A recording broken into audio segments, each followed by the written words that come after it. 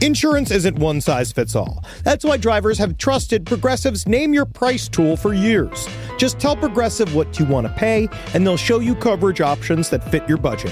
Visit Progressive.com to find a car insurance rate that works for you. Progressive Casualty Insurance Company and Affiliates. Price and coverage match limited by state law. Stuart Fails to Save the Universe is about Stuart Bloom, who ran the comic book shop on The Big Bang Theory, and now has to restore reality after he accidentally causes a multiverse Armageddon. On the Stuart Fails to Save the Universe podcast, hear from the creators, cast, and crew as they unpack each episode after it airs on HBO Max. Watch the Stuart Fails to Save the Universe official podcast on HBO Max, YouTube, or listen wherever you get your podcasts. There's no place to escape to. This is the last podcast. On the left. That's when the cannibalism started. What was that?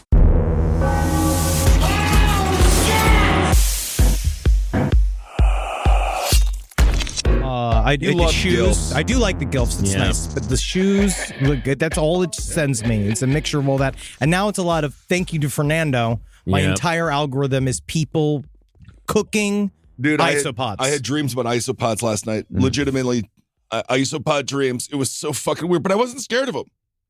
I hated them. I hate them when I saw them. But in the dream, I was kind of fine with them. All right. I sort hate of weird. Yeah, I hate isopods. They're the I'm worst. working through it. Yeah, you got to. Well, it's the juice. You ever seen an isopod cooked?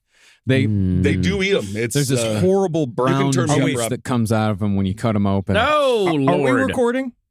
We're recording. Patton. All right, there Patton, we go. you've never seen isopod liquor? No, I'm still getting over the news you just told me before we started recording that the chief suspect in the Tylenol poisonings just passed away. Yes. Oh yeah, the What was his name? ripe young age of 76 years old, and man, he died a free man. That's the luckiest bomber of all time. James Lewis. James Lewis. All of our Gen X heroes are this is when they start dying. That's what it is. When they start losing them. So so there's two. So now he's gone.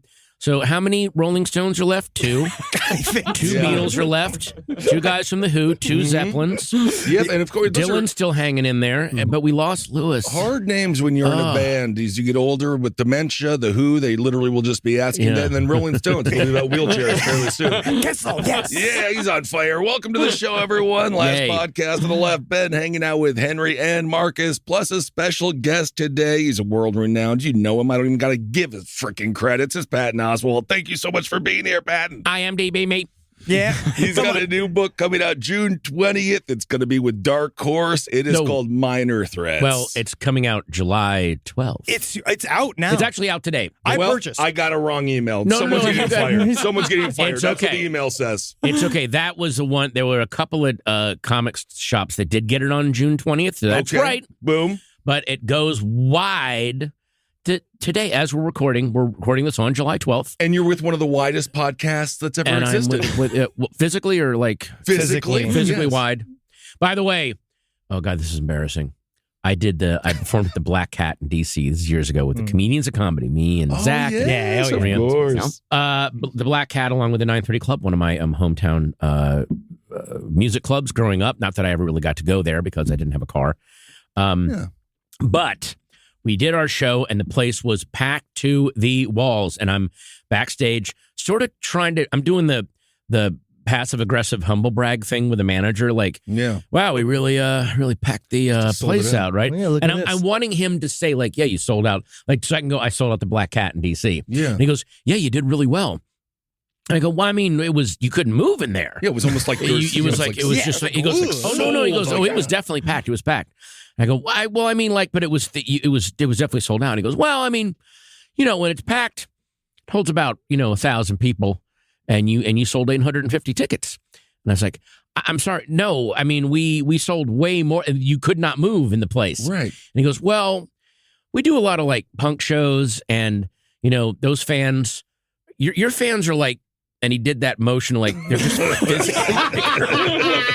And so we can only fit 850. You know what? That fucking counts. And I'm so sick of us being like ticket sales based upon individuals that purchase. It needs to be based upon weight. Weight of audience. I want it by BMI index. That's all I want. No, hang on. BMI index is It's a fallacy. No, that's not a fallacy. It's a redundancy because BMI is body mass index. I want it by BMI measurement. Well, it's a good thing you corrected that. Yes. All right. Well, today we got ourselves after 6 weeks of the Manhattan Project. We're just going to do a nice palate cleanser, which is probably also going to be disgusting. Yeah. My brain is flappy. We've been talking about all the horrible things we've learned about America for the last month and a half, and it just keeps going. And why stop? Yeah, so stop now. Today we're doing our Relax Fit True Crime Roundup. So this is the time you let out your belt. Yes. I see we all have softer pants on. Oh, it's a soft pant day. Soft pants. Also, if you have a Jeep, be careful. People are putting rubber ducks on them. I read that article in the Wall Street Journal.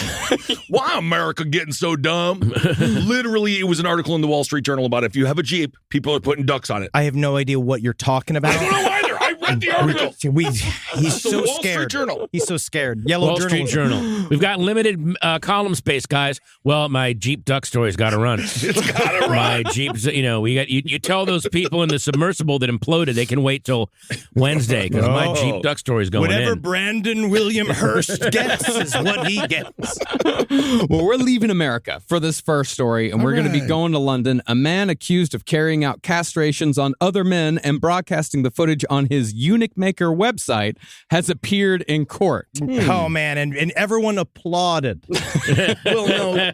Obviously, the first question is, did these people volunteer to have their genitals cut off? Absolutely volunteers. Every single one of them. Well, then let the man cook. See? How is this a crime? Why is he in court? Marius Gustafson, 45, along with 8 others, is alleged to have performed extreme body modifications, including the removal of penises and testicles. Good. The procedures were filmed and uploaded to the website he ran, and subscribers would pay to watch. So far, great, monetized. Don't see the issue. I don't see the issue. It's great for the ball jar company. Yes. Literally fill it with balls. It was weird that one of their sponsors was Blue Chew. That was a little weird. Well, it's just ridiculous what they're doing nowadays. That's just not good branding right there. You got to find your audience. I also think it's cheating. It is. You should have to do it soft. What am I going to do with all these dick and balls? What a day for this guy. Well, Gustafson, who is originally from Norway, is said there's a shock. He's from a weird Scandinavian country, and he's cutting off people's balls and dicks. Oh, my God. Wait, no. Say it ain't so. Hey, Patton, you're a really funny comedian. What if he was from Russia and the dick and balls cut you off? In Russia. Yeah, that's pretty good, huh? Very good. Thank you, Kissel. Gustafson is said to have been the ringleader in a wide-ranging conspiracy involving up to 29 offenses of extreme body modification, the removal of body parts, the trade in body parts, and the uploading of videos. No, it seems to be the UK is an entirely different vibe. About all of this stuff, because we were talking about before the show. Yeah. So they're all being charged for, was it GBH? GBH, right? grievous bodily harm. Grievous bodily harm, which I believe in America, you are allowed to not charge somebody for grievous bodily harm. Like if you go... if they volunteer for it. If you volunteer for it. Yeah. But it seems like here, in this court or in this system, side stories lpotl@gmail.com, if you can explain it to me at all, like they go in there and they're basically saying, well, if you're cutting somebody's dicks and balls off, that's not right. That's not It's right. not proper. First of It's all, not done. Who are they to tell you? What magistrate has the right to tell you if you can castrate yourself or not? Are they happy afterwards? Oh, absolutely. I truly don't see the problem. The only issue I could see is the interstate traffic, the selling or the shipping of genitals and cocks. What are the genitals? Where are they being sent to? Right. Certain people buy them. Certain people auction. For what? Well, I actually like collection. Why? I mean, what do you collect? I like to actually. I do funny taxidermy with fish. There you go. I give them big bones. Let me tell you something. The kids that go to puppet shows are very jaded. They need something new. They're not easy to thrill the way they used to. It's puppetry with the penis. Have you seen that cock on Kermit? I was like, why are they adding it? What are they doing to our kids? Patton, you've been around like the true crime world in and out. Have you dealt with people who sell serial killer memorabilia or just macabre memorabilia across the board? I have very much. I know people who do. There used to be a place on Vermont back in the day called Mondo Video A Go-Go, and they had plenty of serial killer tchotchkes on the wall, paintings. There is a place called the Museum of, I believe it's called the Museum of Horrors or something. It's down in, I was filming in, Savannah, Georgia, and there's a amazing. That's like the most haunted city in America. Well, that is, I will say that's a crazy haunted city. There are so many ghost, crime, craziness tours that so a couple of which I took and was genuinely blown away at the level of depravity. Not just historical depravity, kind of recent stuff that had gone on. Why? What happened in Savannah, Georgia? There's a case, and I'm maybe you guys have covered it, but there was and I'm only giving you the bare bones because a lot of this I blocked out, but there was a kid, it was a young guy who was like a drug dealer and was trying to buy drugs off of this guy, and the guy didn't have the drugs or didn't have the money that he wants, so he killed him and burned him to death. And it was completely dead to rights, but his parents were crazy rich and powerful in the area. This is in the 70s, and completely got him off.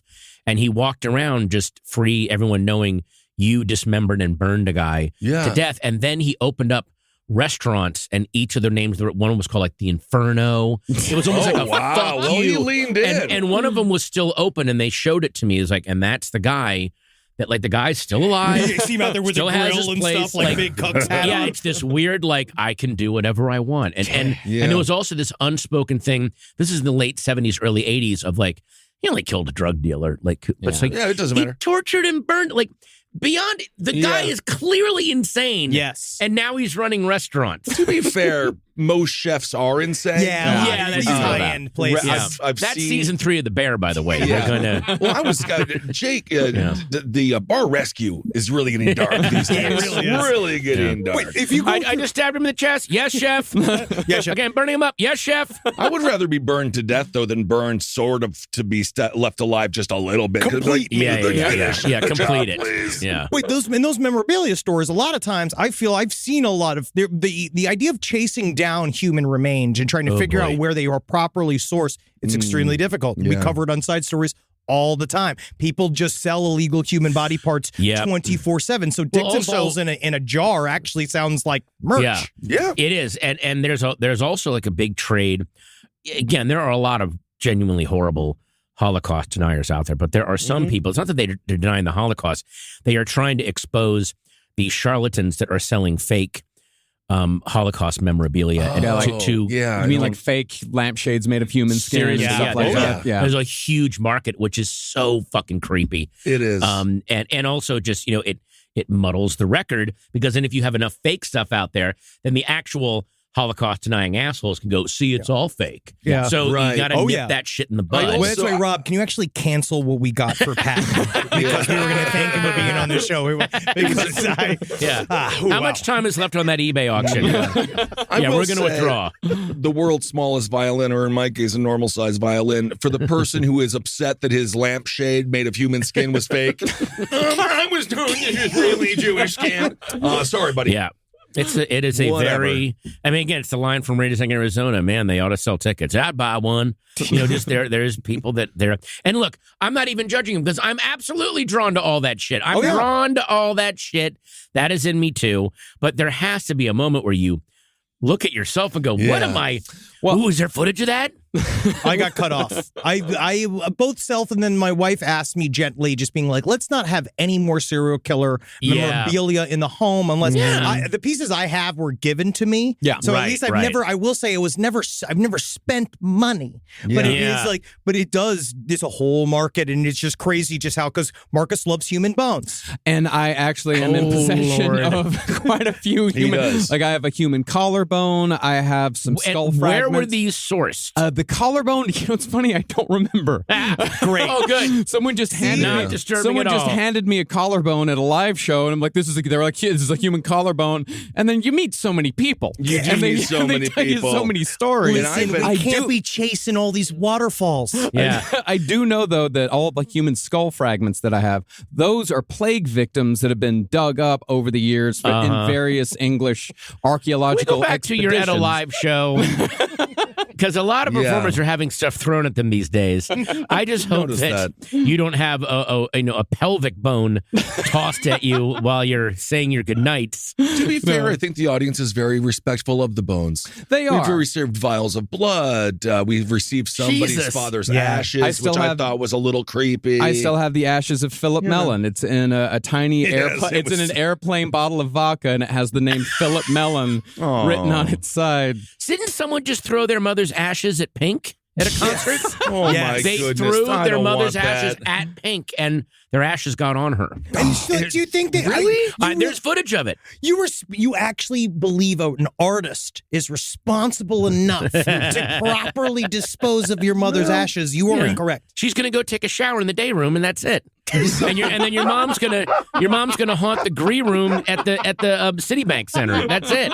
Maybe that's all that's gonna happen. Perhaps that's what she always wanted to do. Maybe, yeah. Let's get back to the cock and balls in London. Yeah, see how you feel about that when you're watching the polyphonic spree get changed in between shows. You just see some woman bunch of sweaty hippies. Like, oh man, how do they go on tour with this many people? The GBH charges include the removal of a man's penis, the clamping of another's testicles, and the freezing of a leg, which required amputation. And the freezing of the leg, I've seen that a lot in various amputation fetish communities, where what they do is they actually they use dry ice to freeze the leg completely. Liquid nitrogen, Liquid they dip nitrogen, it in there. yeah. Oh, and then they just yikes. tap it off, and then it's gone. Yeah, that's They got us fucking hurt. Oh, there's a I believe it's either Japanese or Korean movie called The Men Behind the Sun, which is about of course. all of these 731. horrific, experiments that were done, and what part of it was the freezing the arms and then just snapping them off. That is one of the nastiest movies I have ever seen. Yeah. Also, the pressure chamber. The pressure chamber. I think about it all the time. Me too.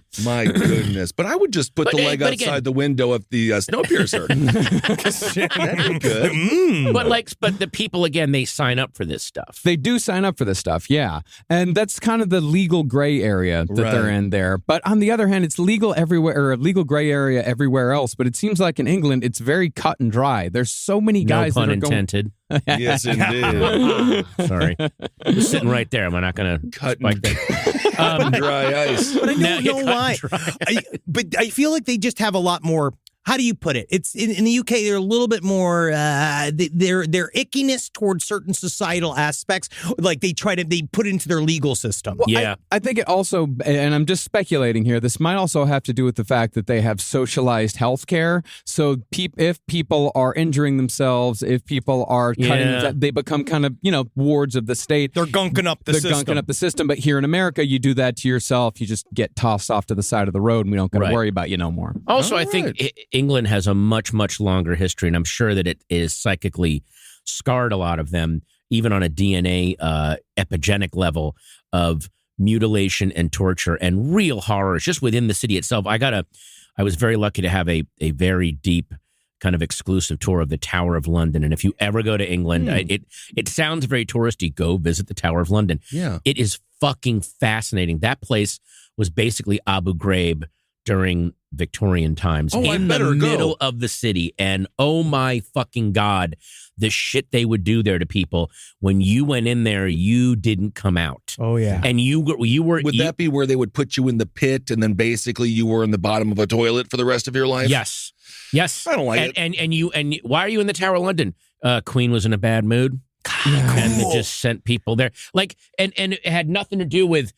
Sir Walter Raleigh was in the fucking Tower of London because he bored her one day. All right, take him to the tower. Oh, God, you better start licking her fucking toes or something. Exactly. As soon as she looks remotely close to you, better penis hit and fart. And there's whatever you have to do. And there's all the spots where they're like, they beheaded people. Here's where King Henry killed all. It's just fucking nuts. Well, Marcus and Henry had a chance to tour the church in Edinburgh where they used to just the mornings they would behead and then they would just go on with the service. Basically, they had an outdoor concentration camp where they were in the 1600s. They just chained up a bunch of people in a field and let them die there. Yeah, and then it became extremely haunted. And then what they did, they ran out of room for the bodies, so what they would do is dig them out. They would dig everything out. They would smash up bones and stuff. All these people, the first layer of bodies that just died there, and then they'd drop them 20 feet under and then put the old bodies back on top to the point where something like 250,000 bodies were inside of the cemetery. And then they wanted to redo the city, but they needed to move the cemetery. So they dug it all up and then used the remnants of the bones that were in that cemetery to build half of New Edinburgh. Yeah. And of course, So if you look in Edinburgh and you see all the walls, all the stones there, and you see white flecks on the stones, it's literally human bones, which is why that place is what it is. it's very haunted because they moved the tombstones, but they didn't move the bodies. Right. No, they made the bodies into an escalator. Literally, it's a city built on bones. Yeah. It's freaking horrifying. It's awesome. Fuck. Rise from your grave. This podcast is brought to you by Squarespace. Squarespace is an all-in-one website platform that helps you stand out online. Yes, that's right. You don't have to smash your face with a hammer. You can just start a business. It's got everything you need on Squarespace, from securing your domain to building a professional site and showcasing your work all in one place. Let's say you want to show everybody how you can carve your ribs out of your lower abdomen so that you look more like a Ken doll. That's amazing. You can bring your vision to life with AI-powered design or curated templates, plus flexible editing tools that helps you create something that truly reflects your style, especially if you are somebody that is trying to corrupt the young men of America. That's what Squarespace is really going to help you. Squarespace makes it easy. It makes it easy for you to put all that together, and you just go to Squarespace and do it all. Thanks, Braden. Head to squarespace.com/left for a free trial. And when you're ready to launch, use offer code LEFT to save 10% off your first purchase of a website or domain. Summer means freedom. And for adults, summer means work next to freedom. But thanks to Mint Mobile's summer sale, it can almost feel like the work is playtime for the adults. Right now, all of Mint's plans are $15 per month, even unlimited. Free yourself from big wireless and switch to Mint Mobile for high-speed data and coverage on the T-Mobile 5G network. It's so well connected, I could call from anywhere. Deep from well within my bunker, where my AI-fueled robots slowly but surely toil for me, but I know for a fact I'm saving money on my phone plan. Or up above, where I'm training all of my giant Amazon female warriors who will fight in bulletproof mesh. Also, honestly, Mint Mobile's really cheap, and it's really reliable, so you should use it. To get your new wireless plan for just $15 a month, go to mintmobile.com/LPOTL. That's mintmobile.com/LPOTL. Cut your wireless bill to $15 a month at mintmobile.com/LPOTL. That's it.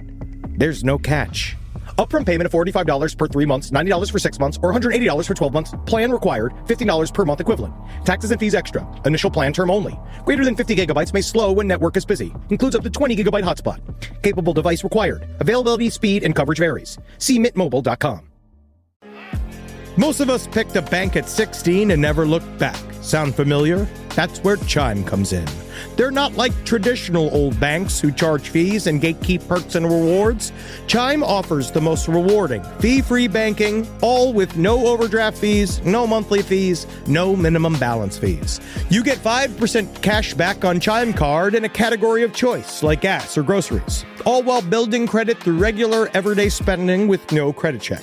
And you can also grow your money faster with a savings rate that's 9 times the national average. Join the millions who are already banking fee-free with America's #1 choice for banking. Head to chime.com/left. That is chime.com/left. Sign up now. It only takes a few minutes. Chime is a fintech, not a bank.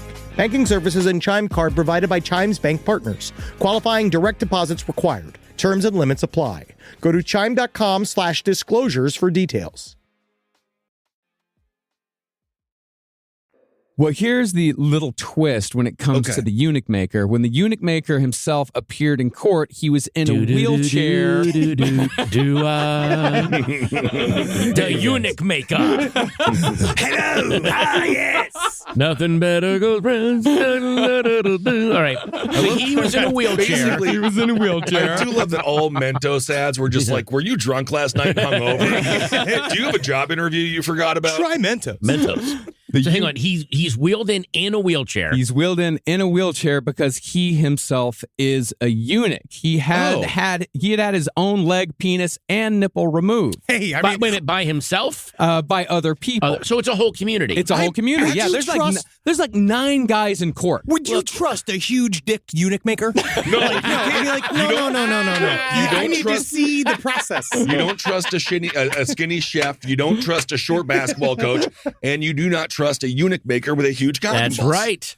Yep. Oh my God! I never thought of it that way. He has to be into it. Look, I gotta say, I mean, with all this social media and all this, at least they're socializing. Like they're meeting people, they're talking to other people. Come on, and they're like it's hands-on arts and crafts. It is. Yes. You know. And he's also a client. I actually think the fact that I'm also a client. I think that totally changes it. I really do, because he's participating. He's into it. I'm going to say it again. It like he's talking it. He's not. Yeah. We talk about Q like that, about how Q was about the friends they made along the way. The January 6th was really just about like them finally all getting to see all of these buddies they've been talking to online for so long, and finally they're all in one spot on vacation. You know how hard it is to get my friends on vacation together? I've said this before. People that say MAGA people and Q people are lost. I'm like, no. They're, for the first time in their lives, they've been found. It's the only time in their life they've ever felt spotted or found or they're not lost. No, that's the problem. They are actually on mission for the first time in their lives. Yep. Oh yeah, and that's why it's hard to get heard for the first time. Someone's making space for them in this little community, and so it doesn't matter when people go, "Oh, I just showed a video of Trump saying one thing, but then he said a different thing." I said, they don't care. They don't. It has nothing to do with Trump. It has nothing. It's just like, I have friends. No, I've never had friends. They're being made to feel special for the first time in their lives. For the first time, and they know it's the only time in their lives they're going to feel like this. If this all collapses, I mean, a lot of the, I'm sure a lot of the Nazi torturers and a lot of the torturers in South America, when those regimes fell, they didn't miss I'm sure they missed the torture because they were fucking psychos, but they miss, oh my God, where's my prestige? Where's my people listening to me for the first time in my life? They all become the candelabra from Beauty and the Beast, yes, sitting gaining, they're gathering dust. They're wondering where their purpose is. Yeah.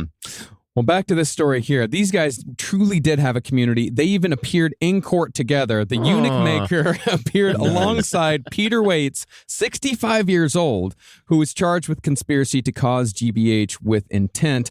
Waits is alleged to have been involved with 9 of the 29 incidents, while the Romanian national, Ion Siacure, 28, who works in a hotel in Scotland, is said to have been involved in 2.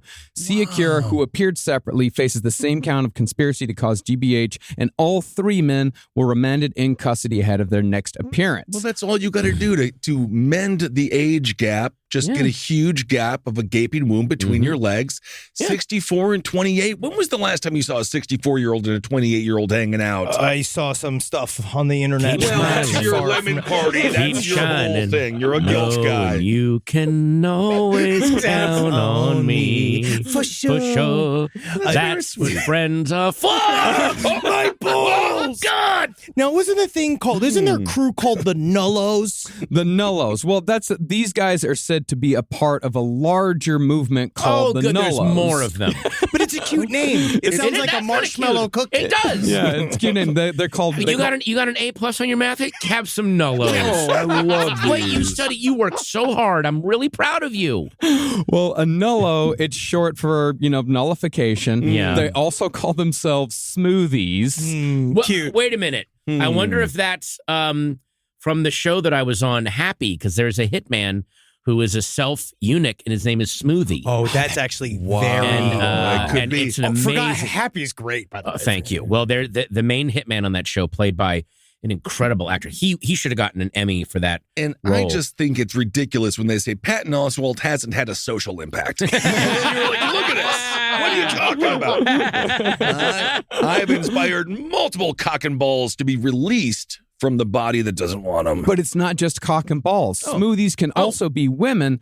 There are also women called smoothies. They have their vagina voluntarily stitched closed, and they have their nipples, breasts, and clitoris removed completely. Wait a minute, how did? Oh, okay. So that they must be such fast swimmers. I know the question you're going to ask. They leave a tiny urethra. Their urethra is right next to the anus, so that they sit down to pee, and that's where everything works out. I'm going to tell you, I'm not speaking for all women, but if I was a woman, I definitely would want that pee-pee coming on my belly button because that's fun. That's a new thing. It's something else. That's boring. Well, it'd be difficult. You'd have to surfboard it. You'd have to boogie kind of belly board it. Yeah, you have to plank every single time.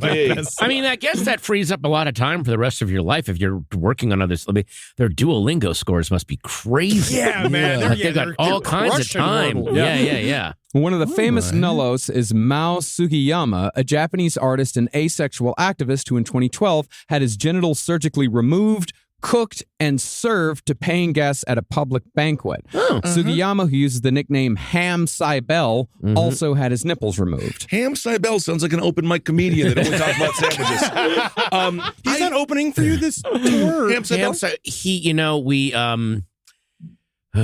falling out. We had a little bit of a falling out. I'm sorry. Yeah, because he caught me standing up peeing, and he took it as an attack. And I was like, I'm totally cool with your legs. He's like, he's a little militant. It's unfortunate. But hang on, he served his genitals at a banquet. Yeah, that's a lot. How are those genitals? We got genitals all day, chef. Genitals all day, chef. Genitals all day. Fire those genitals now. Fire everything. Yes, chef. You mentioned he's an activist, and we love activism in many ways. That's how social change occurs. But what's the message? The message is that asexuals should be free to be asexuals and should not be shamed for being asexual. I agree with that. Hang on, but are people shaming asexual people? Apparently. Well, I don't know. I feel like it is one of those been like, okay, buddy. Did it happen this afternoon, or is this just a general sense because we're eating the dick and balls because you want to have a fun party? In their defense, I would say it seems like whatever sexual thing you have, whether it affects people or not, there's also, and I wonder when they're going to start demanding their rights, there seems to be a section of the population that their turn on or the thing that fuels them is being outraged at what any other person's choice is. Like, if they like, and now that like, I guess, gay and lesbian are kind of just accepted and no one gives a shit. Now they're going hard on trans people. In another generation, no one will give a fuck about trans people, so they're still going after whatever. But I'm waiting for the people that go, but my turn on is to be angry at people, and you are squashing on my rights. My thing is to like how far will this go? Oh yeah, dude. I feel like it's. By the way, gay and lesbian people never affected anybody. No, but of course people were outraged. So of course, you affect people even less. You're asexual. Asexual literally doesn't affect anyone. But of course there will be someone going, wait a minute, what do you say he is? He doesn't care about sex. I'm pissed off. Like and they say it barely suppressing a smile. They're so excited they have something new to be angry about. Well, that's why I feel like the same movement. It's going to be the next foodie movement is going to be bad food. It's going to be food that specifically tastes bad and looks like shit. I think it might already be that way. You have to go and be like, whoa, this is incredible how bad this is. We're going to be in hyper irony where it's like nothing is real anymore. Have you been to that new restaurant, Gray? Yum. Yeah, it's they're doing an all room temperature tasting menu. Yes. It is revolting. It's fucking event. I'm on a waiting list. I couldn't get in. I'm on a 3. I got to wait for someone to cancel. And when they text you got to get down there immediately. They've got this ham that came from a certain part of the shoulder that they couldn't get for years until technology came around. It's called spam. People wouldn't eat it. Yeah. So they're doing dashboard sushi this weekend. Oh god, it's gonna be so good. It's 105 degrees on Saturday. It's really amazing. Yeah. Environmentally warm. Yeah. California rolls tempura. How many people got fed from this person's cock and balls? Yeah. It doesn't say exactly. How many did he feed? It doesn't say. That'd be a bragging right. Seriously. Oh, I fed a whole soccer team. Yeah, exactly. Oh, really? I was just an amuse-bouche. Oh, yeah. I was a crudo. It was a... I think I could do a table of 4 for a nice brunch. I think my genitalia could serve, there would have to be some sides. 5. 5 people? Yeah, he cooked, seasoned, and served bite-sized morsels of his testicles, scrotal sac, and penis to 5 gourmands who dished out $250 apiece for the rarities. And he says that his lost penis, at its most erect, was 6.3 inches. Fantastic. No, but this is fantastic. When it comes down to it, though, obviously with cooking, you're going to have some shrinkage. I do wonder what that looks like at the end of the day. Yeah. It's got to be. Do you boil it? Does it get bigger? Do you? Oh, they have video footage of it, and I did watch it, and it is kind of thing of the feast. And it really, to be honest, it is just 2 bites per. Yeah, yeah, that's kind of annoying because what if you really liked it? I think you have to go. You have to prepare to go eat after. What if you really liked it? Like, I gotta find a place to get. Fuck. How the fuck am I gonna do this? loved that. That was so good. And that becomes your weird craving, and you're up late on DoorDash, like just putting the word penis, and nothing's coming up. Going on. God go damn right to Grindr. Going on Craigslist, be like, how attached to your dick are you? Yeah. Do you want to separate? I mean, I guess theoretically you could cook anything and make it palatable if you're a good enough cook. I suppose so. You ever see that? There's a short film by Les Blanc called Werner Herzog Eats a Shoe. You've seen that, right? No. Sounds amazing. When Les Blanc made his first movie, Gates of Heaven, a documentary about pet cemeteries. I one love of the Gates best. of Heaven. It's incredible. It's amazing. But Werner Herzog told him when he started, he goes, if you finish this, I will eat my shoe. Like, you'll never finish this movie. Mm-hmm. And then he finished it. And when they premiered in Berkeley, Werner Herzog flew over, and Alice Waters from Chez Panisse, and there's a whole documentary, 20 minutes. You can watch it for free on Canopy. She cooks his boot, and he eats it at the premiere. That's shit. Awesome. And he's like choking. It's like a leather boot. But she marinates it in duck fat for 3 days, stuffs it with tomatoes and shallot. Like, it looks friggin' delicious. But he's still at the premiere, like eating it, going, I don't like cowards. And he's just chewing on this leather. He's so good. He's such an icon. That's amazing. Well, 70 additional guests showed up to this penis eating. So 5 people got the penis, but the 70 other people there, they also got food. They got to eat beef and crocodile. I've had crocodile. Crocodile's good. It's It's okay. good. It's okay. It's just like it's salt. It's sea-based chicken. Yeah. Yeah. I mean, I had someone, I was in Melbourne at this little restaurant I found in the laneways, and I was like, oh, I got to try something exotic.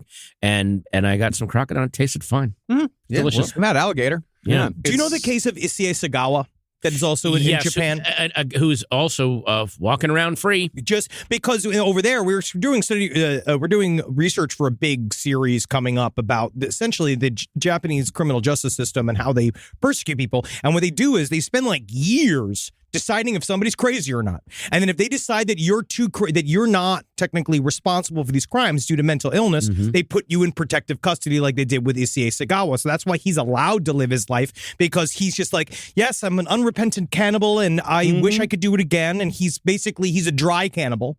So he's waiting to do it again, but he's walking around. But they have a whole different view of this in that way, because they kind of decide, you're like, oh, you're legally cuckoo bananas. Like, you're allowed to be weird. Are they also operating under the idea of like, well, he scratched his itch. He did. Yes. So he probably won't do it again. Is that their thinking? What if they watch him? They essentially, he's on a kind of like an eternal parole. Yeah, he could relapse. So it's sort of like an alcoholic is always an alcoholic even after they stop drinking. He talks about, he ruminates on it because he writes comic book after comic book because he made a lot of money off his own crimes. Yeah. But they allow him to, as long as he lives in his little like state approved apartment. Actually sounds kind of nice. Yeah. I will say these people over there who had the alligator, you know, they're like, ooh, how exotic. We got alligator. And then there's a table being like, we had fucking cock and balls. So maybe you're not as exotic as you think. Because, you know, there's one food critic over there being like, I think I've had better balls before. Yeah. Well, let's move on to our next story. Yes. This next story, this is labor crime. Oh, fun. Labor. The owners of a Northern California taqueria chain will pay $140,000 in back wages and damages after federal investigators found they used a fake priest to elicit, quote-unquote, confessions of wrongdoing from their employees. I love this shit. I love the idea because I love teams of goons, and I love calling up your old buddy, because how much fun would that be if you got called up from your friend you never worked, he's like, hey, listen, will you fake being a priest and elicit a bunch of confessions from my friends, from my coworkers about work-based crimes? I'd be like, wow. Yes. I think technically this is stolen valor. Yeah. And these priests need to step up. Mm-hmm. Yeah. Labor officials began looking into allegations that employees weren't being paid overtime wages at the Sacramento area chain Taquiera Garibaldi. In May 2021, as investigators contacted employees, they learned that a man who purported to be a priest had been introduced by the owner to quote-unquote get the sins out of the restaurant workers. And, of course, the priest began the meetings with a prayer, and he asked employees whether they were loyal to the owner and whether they had ever stolen from him. First of all, they work in a restaurant. Do you have 10 hours? Because the sins are many. Yeah. That's all they do is hang out, fuck each other, and cook. I remember going to Catholic school and having to confess. So weird when you just talk to another old man about how you jerked off, and then he's like, go on. Mm-hmm. It's just, I don't like the whole confession thing. It's nasty. Well, that's what I understood as a kid. I was implicitly against as a little boy. I grew up, I wanted to be an altar. I wanted to be a priest. I was an altar boy. I was involved in all this stuff. I remember at one point being like, why do I have to tell you what I do? And the guy's like, I'm a butler for God. And I'm just like, but I don't understand. Butler for God. Like, you're just, go draw his bath and leave me alone. Yeah, why can't I talk directly to the boss? Yeah, that's a little weird. So you were like the Karen version of a young Catholic.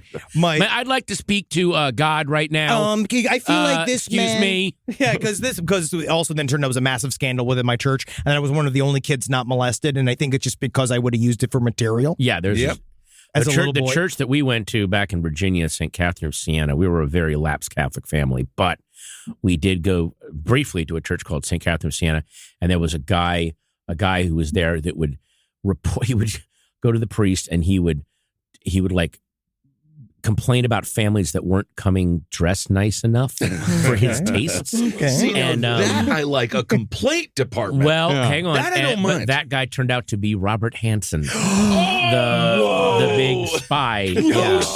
Yeah, he was. Awesome. Now, I don't know if he ever reported my family. I mean, we didn't dress great, but he was this because he was that super like Opus Dei. Like he was deep into it, and his whole thing was, I don't like the way those kids are. Like he would rat out these families that are just like, we're just trying to come to church and yeah. This shouldn't be. This is not a Michelin star restaurant. Exactly. I'm supposed to. And also, we're not dressing for you fucking creep. Yeah, weird. So just the whole thing. So. We're dressing. But that was Robert Hansen, folks. That's so interesting. His little hollowed out tree stump.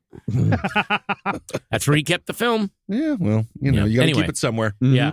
Well, former employee Maria Parra said in her sworn declaration, quote, as soon as the confession started, I found the conversation to be strange and unlike normal confessions. Oh, unlike normal ones. Where I would where I would tell a priest about the sins I wanted to confess. Right. The priest mostly had work-related questions, which I thought was strange. I love that. At least, honestly, that's fine for me. Like, I don't want to talk about masturbating or any of that kind of shit. Yeah. You ask me, like, do you think you put in enough at the store today? Being like, you know what, now that I think about it. Yeah. Yeah, I mean, I pissed in the fryer-later one day. That'll do it. Not a good. I'm more of a social scientist. Man, he just died, Robert Hansen. He just died. Yeah. In that Colorado Supermax, I believe. Oh, yeah. I didn't know. Yeah, they kept him on their lock and key. I didn't know he was. That's insane. They threw Beautiful him in smile. a hole. Oh, just really fetching. Winning. He's flirting. Really winning. Like his picture's flirting back. Is he winking at me? I heard he was very well dressed. A lot better dressed than that Oswalt family. Those ragamuffins. Ragamuffin. Yeah, it was Robert Hansen. Well, of course, this employer has now been made to pay 35 employees a total of $140,000 in back wages. He was one of those pieces of shit that he pulled together tips and used that to pay managers. Oh, yeah. Just a horrible piece of shit. But however, the government has been unable to identify the priest. He's not flipping on the priest. Oh. Well, can't the guy just go become a priest? Can't you just go do that? Yeah. No, and then he's bona fide. It's a process. You have to go live with a bunch of weird men in a dorm room, and then you have to go. It's a thing. Because when I wanted to join the seminary, you start at like 13, 14 years old. Yeah. You go in there. Oh, it's not like the Universal Life Church. It's a whole, you got to do your time in boot camp. Yeah, you're supposed to go and learn. I think that the Catholic priests have like a barrier to entry. Like you're supposed to be especially fucked up. Well, I know you're definitely supposed to be an alcoholic. They love wine. Catholic priests, they have alcoholism rates through the roof. Oh, yes. Yes, indeed. Well, local church authorities are completely confident he was not a priest of the Diocese of Sacramento. So he was, in fact, Just some guy. Yes, some guy. That's all you need is a caller. I kind of trust him more. Yeah. Well, when we were in Rome, we were doing tour in Europe, and I went to, because they have Vatican shops where you can go, and civilians can go. And so I'm going to try to go the next time, and you can get the full regalia. You can be a and bishop. Then you just try. I bet you get free basketball tickets. Like, I imagine if you just dress up like that, people give you shit, right? You might also get egged, and then kids might just roll down the window and be like, "You want to fuck me? I'm a child." I don't know. I'm not sure if it's the most. If a man showed up at your show in full Roman Vatican, and he's been like, "1 ticket, please," would you be like, "Yeah, let him in, I guess"? Yeah, I mean, look, he took the time to go to the Spirit Halloween store to let him in. That's true. He made the trip down to Irvine. Rise from your grave. This is a paid ad by BetterHelp. It's so important to remember with the busyness of the holidays, every holiday, Arbor Day, that day about the planet, President's Day. There's so many things to adapt to in this life, and it doesn't follow a perfect plan. God, ruins the whole weekend. But therapy with BetterHelp, the world's largest online therapy platform, it can be a space to pause, reevaluate, and adjust to any unexpected changes. With over 30,000 therapists worldwide, BetterHelp is one of the leading online therapy platforms, having served millions of people globally. BetterHelp makes it easier to fit therapy into your routine. You're in good hands, too. BetterHelp therapists have at least 3 years and 1,000 hours of hands-on experience, and hold all required education, training, and certifications. It's easy to do, and the help is better over there. You don't have to navigate life's changes alone. Sign up and get 10% off at betterhelp.com/lastpod. That's betterhelp.com/lastpod. Dude, thank you so much for being here. So now we've talked about eunuchs. Oh, yeah. We're talking about fake priests. Yeah. We should talk a little bit about your comic book. Yeah. Minor Threats. It's out already. I had one big question I wanted to ask, because it's just straight up from a writer's perspective, because I saw what you did, and it's one of those where it kind of blows my mind. So the whole thing is about, like, if you want to do a quick log line, you want to hit them. Hey, Patton, hit us with the elevator pitch. Yeah, can you sell us in the elevator? Like, quick little elevator pitch. Okay, well, we're going to the 150th floor, so you have about 25 minutes. First off, sorry about that. I just ate at Chipotle, but it's okay. It's part of the pitch. It's called Minor Threats, and it is about low-level C, D-level supervillains, the working class ones. They don't want to take over the world. I want to rob a bank. I want to live good for 9 months, rob another one. I got crappy powers or no powers. I just have a gimmick and a costume. And in this world where superheroes and supervillains exist, an A-level supervillain kills an A-level superhero's sidekick, the equivalent of the Joker killing Robin. Yeah. And now this world's Batman, who's called the Insomniac, and his group called the Continuum of their Superman, their Green Lantern, are coming down on the city like a ton of bricks. It's basically becoming a police state immediately, because, like, when a cop gets shot, they just come down so hard. And the criminal underworld is, we can't operate if this is happening.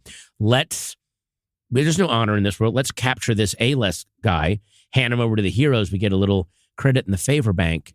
And so they got to survive the night of this superhero police state all of a sudden and battle this A-level villain who's extremely dangerous. Yeah, extreme. It's called the Stick Man, and he's one of those just crimes for crime's sake. He is not in it for money. It's that esoteric, like, I'm here to change reality, and they're like, yeah, we don't need that shit. Yeah. My reality's fine. You know what I mean? Like, we're doing my fine. reality is I owe this guy $10,000, so I need to knock over this payroll place. Well, I love that scene when she's with the main character's with her mom, and she's like, but I need money. She's like, go rob a bank. Rob a bank. I taught you. Her mom is an old supervillain. The main character is this woman named Playtime, who is has this sort of ability to turn, like, any kind of toy or anything into, like, weapons and stuff. And her mom was this supervillain called the Toy Queen. So she was raised in the life. And now she has to work with all these other desperate.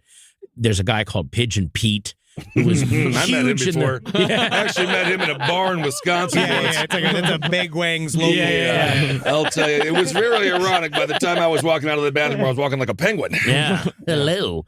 He was one of those guys that was big in the 60s when they would use his pigeons for sending messages, secret stuff. It's all pigeon. obsolete. Yeah. So there's just all these different. There's a crime doctor called Scalpel. Yeah. Bent Doctor. Yeah, she's great. Yeah. So there's all these different, and then we go into their different backstories and personalities. How do they get to this point where they're all this desperate?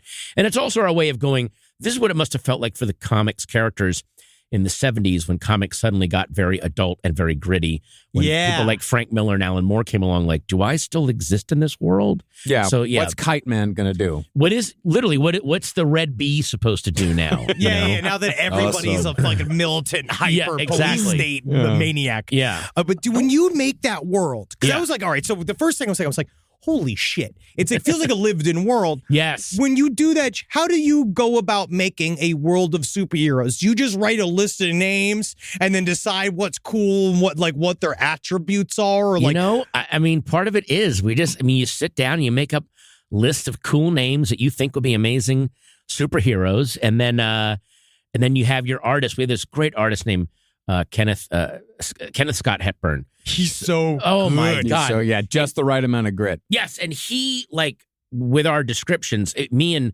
my writing partner, this guy Jordan Blum, who's brilliant. And when you write a comic strip, it's a lot like writing a screenplay. Yeah. You kind of write the action out, and your artist is your cinematographer, and they figure out, okay, here's how it will be blocked out. Here's what things. But he's also the costume designer. He designs what these characters will look like, what their costumes will look like, what their equipment will look like. So that starts building. Your artist begins to build the world too. And then when you see what they do, you go, oh, then this should happen if that, And one thing you'll notice in the background, what we really wanted to do was show a world that has suffered 60 years of comic book continuity. What would that look like? Yeah. So there in the background, there are the rubble and the wreckage from huge crossover events, huge world tour events that hasn't been totally cleaned up. I love the idea of them building housing projects on the skeleton of a kaiju. Yes, exactly. Yeah, it's fun as hell. Because in my head, immediately, I was like, and that's a fucking Adult Swim show. You know what I mean? It's literally its own show inside of each one. That's what we're working on a comic book for Dark Horse too, where it's the same thing where you're like, I want certain things in the background appear like. You drop in a whole other thing. It could be its own story. And you never even reference it. It's there. You can see it. So it's like, that housing community, we're like, make it look like a Jaeger has just defeated a kaiju. They're both in pieces on the ground. And then what have people built around it? Think of like the High Line in New York. Yeah. Something abandoned that people then built up. Or like when you see those cool communities of old like storage containers that they've made these cool little apartments. I got a beef. Uh-oh. Oh, God. Yeah, I got a beef with a plot line that I heard about the other day. Uh-oh. Batman. There are some people that say Alfred was Joker. Do you see that? Wait, what? No. There's some the same article that he got about Jeeps having ducks with them. Google this. It's BeScaredNews.com. Alfred is Joker. Like GetYourUncleMad.org. Wait a minute. Alfred? Wait, are they saying Alfred was Joker the whole time? Yes, and they say that Alfred did this. No, it's called Elseworlds. It's a whole thing where it's an alternate universe thing, and that's what I'm fucking. That's my beef. That's my beef. They do that all the time. Is it not true? Yeah. There was an alternate DC story where Alfred became the Joker to prove his love for Batman. Yes, because he said Batman was depressed, so he needed to give him a reason to live. I saw this, and it pisses me the fuck off because Alfred was a frail old man who would never do this with Batman, but that is true, and that's DC approved. Alfred is Special Forces. Yeah. He's British SAS. But he was old by the time he could have been Joker. Isn't that ridiculous, Marcus? Now, do you have a beef as well? I mean, I don't. I mean, it's alternate universe stories are fine. I got no problem with exploring other ideas, other ways. I do. Like, did you ever read Red Sun? That one by Mark Millar is fucking amazing. Red Sun is fucking amazing. It's one of the best. It's just as an alternate universe where Superman lands on Earth 12 hours later. So he doesn't land in Kansas, he lands in Siberia. And he's Russian. He becomes the great communist leader. He replaces Stalin. I hate to break it to you, Superman's capitalist. Without a doubt. The amount of merch that man sells. He works for the newspapers. Yeah. How is it? Because is this your first comic book? No, I mean, I'd done other comics, but it was always working with other people's IPs. Yeah. So I've done a Justice League comic. I've done a Batman comic. We did a 4-issue MODOK comic for Marvel. I did one for Dark Horse. I don't know if you guys read Black Hammer, which is... I love Black Hammer. I did a little side story within that world, but that's other people. So this is from the ground up. Now, it's awesome. kind of crazy to get somebody else's IP. Like, did you have to get like a binder of the rules of the characters? No, I mean, you can't go that crazy, obviously, but they you can't trust have Alfred be Joker. That's ridiculous. You work within what you know of the thing, and if you go too crazy, like or you'll do something, and they'll say, for instance, in my Justice League comic, Aquaman is not in it because at the time it was coming out, they're like, well, Aquaman is about to go missing for a while, so that has to be part of your story. Work that into it. Mm-hmm. So there was all that, going on. Where did he go? They were doing some reboot on him. This was in the late 90s. Aquaman really dropped the ball on that whole Ocean Gate thing. That would have been a chance for him to be a superhero, and he blew it. Jason Momoa was unavailable. Oh. Yeah, he was not there. Yeah, so there was a whole... And I know comic book writers who... Because they get comic book companies, the big two, maybe Dark Horse as well, but they get together the way like the WWE gets together, and they plot out the next year's worth of stories. Like, this will be our big crossover, and here's how your title will feed into it. And I remember... James Robinson, who was doing this amazing comic back in the day called Starman, and suddenly there was a plot where Starman built a spaceship and went out into space for like 12 issues to rescue the first Starman. I was like, that was a weird right turn. And then a friend of mine told me, no, they had this summer crossover event that he hated so much that he wrote a story where his character leaves the fucking planet so he doesn't have to be part of it. That's hilarious. Well, it's like, again, hell, Alan Moore did something kind of similar with Crisis on Infinite Earths during his Swamp Thing run, where he sort of took over the whole thing and was like, no, it's not about the Anti-Monitor. It's about all these weird guys in South America that are trying to bring back like a primordial beast. Yep. Okay. He hijacked Yeah, the largest one of the largest crossover events in history. It's amazing. And made a way cooler crossover event. Yeah. That was amazing when Swamp Thing has to travel into the Netherworld and John Constantine and the Demon and Deadman and the Phantom Stranger. It's amazing. It's incredible. Yeah, it's one of the best. What would be something that DC or Marvel would disapprove of, but you're like, please, God, I want to do this with one of their superheroes or supervillains? I've always wanted to do a thing. It doesn't necessarily need to be Peter Parker doing it, but within the Marvel universe, because it seems like Marvel, way more than DC, really is anticipated the whole the warring techs right now, and we're watching it. Basically, it's Musk Tech versus Zuck Tech. Basically, that's what's going. Musk Tech. God, it is the dumb future. It is. It's the dumb future. In Marvel, there's Stark Tech, there's Osborn Tech, there's Osborn Tech, Oztech.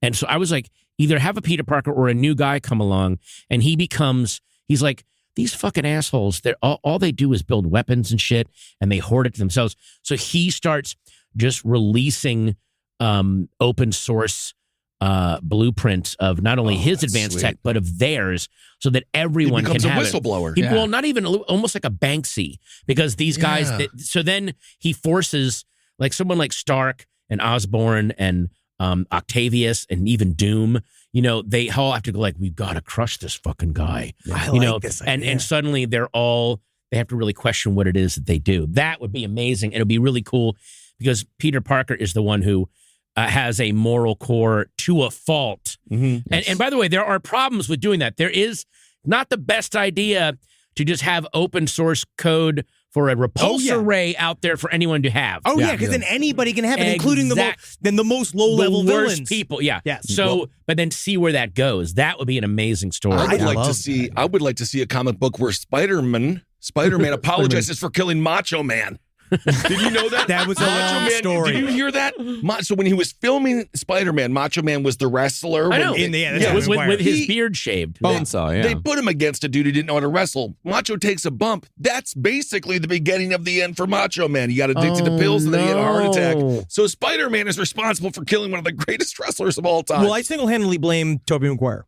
Yeah. Okay. And if I see him, first, you killed Macho Man. He did. He didn't help. That's for damn sure. Do you feel that there's a pressure that you're considered like in the Mount Rushmore of like nerd culture, and then you go into you have to do this, you have to write a comic book? Do you feel like there's a lot of people who are looking at you being like, better be fucking good? Yeah, no, not nerds. They're so sympathetic. I know they're great. Nerds are folksy. They are non-judgmental. They are supportive, and they love hard right turns with their beloved characters. They love risk. No, I mean, I've never felt myself as one of the kings of nerd culture. I'm maybe one of the archdukes or low-level earls. I put you within the arcana, the royal arcana. Yeah. And I, because I'm still a fan, I'm not messing with anyone's IP. It's my own IP. I can do whatever the fuck I want with it. And I can tell the stories that I like. And as you get older, you start to realize, well, there's 7 billion people on the planet. They can't all be my fan. If I get 1/10 of those, I'm fine. Oh, yeah. That's more than enough to make a good living. So, the people that sometimes I feel like people that try to go global, that's when the product starts to break down. Oh, it has to and be lose so it because it has to appeal generic. to everybody. Yeah. It's like it becomes the food at Disneyland. Perfectly fine, but nobody goes like, I can't wait to Disneyland to get that great lunch menu. It's like, that's just fuel. That's not there to be tasted. Yeah. Right. We've talked about it. The internet shows all you need is it's 100,000 fans. Yeah. If you have 100,000 fans, you can have a full-on living doing whatever the hell it is that you want because, again, we don't need them. We don't need the big portals. We have you can take it directly to the people, and they want it. They want it, then they will go and get it. It also was really telling when The Force Awakens came out and the Nerd Mafia there, and they weren't wrong in saying this. There's just a reboot of Star Wars. They just redid Star Wars. So then Rian Johnson puts out The Last Jedi and really introduces some new concepts. Like rolls the fucking dice. Some of it didn't work. Some of it did.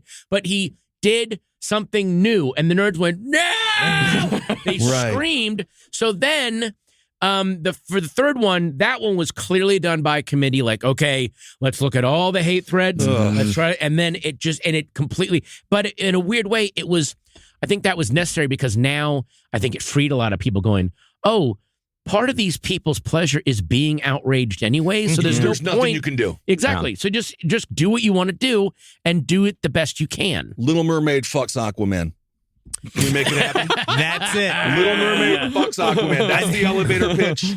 Also, where is his dick? Where is Aquaman's dick? It's inside. Aquaman has legs. He has legs. Oh, he does have legs? Aquaman is merely a man who can breathe underwater. And you said that you wrote that story in 1999? Yeah. I believe that would have been when Aquaman left and came back with the hook on his hand. Yeah, he got the hook. Yeah, he got the hook. Okay. Yeah. Man, literally got the hook. Glad we cleared that up. Thank God, Marcus.